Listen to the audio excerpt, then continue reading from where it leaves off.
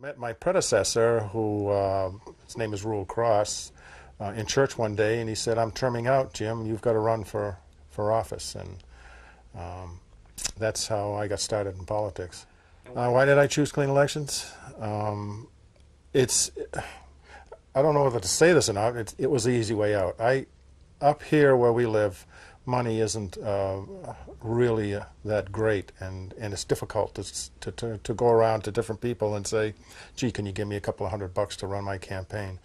Here it's $5. I have turned people away who have come to me and say, "Gee, I'd really like to support you, like to give you some money," and I said, "I'm all set. I've got my 50 people that have contributed that $5 bill or $5 check to my campaign, and I'm all set." It's great. It's easy. I can get my job done probably in 3 weekends. So explaining this clean election program is easy. I've explained it to 3 or 4 other candidates who stepped in a term after I did, and thought that was a pretty good idea. And when I explained just how easy it is, how simple it is to get into the program, they jump at the chance too. It's a great program. Well, one of the benefits is that's pretty close to me is that I don't owe anybody anything. I don't owe a big corporation any kind of allegiance.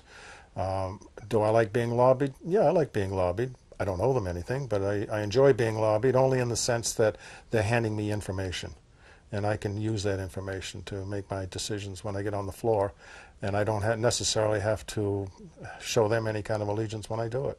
Well, there's a big difference in financially. The conventional campaigner has to go out and find people to give him money, him or her money, that has to be pretty good sized chunks.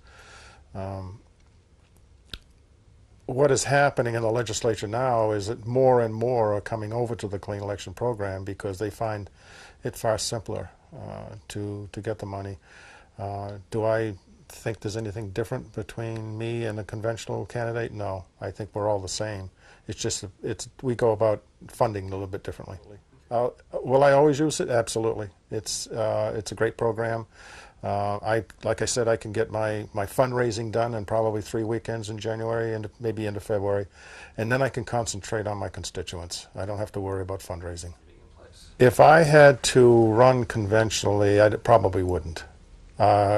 This is not a very rich area that I work in. There's a lot of poverty around. People living on tight budgets or fixed incomes. And I just couldn't go up to them and say, "Can you give me a couple of $100 to run my campaign?" And $200 is nothing running in a campaign like this. You need some fairly substantial funding. This takes the onus off my constituents and saying, "Gee, I wish I could give you more, but I can't."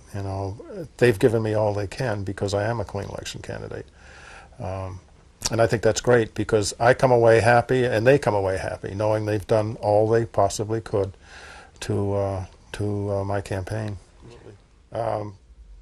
I think I owe more allegiance to my constituents, all the constituents, really. And I don't really give big business or corporations that much consideration, as I do my constituents. And being a clean election candidate and not having to fundraise all the time gives me an opportunity to better serve my constituents.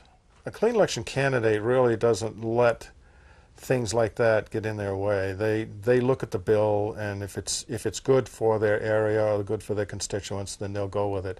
And I'm not sure they're really concerned where the bill comes from.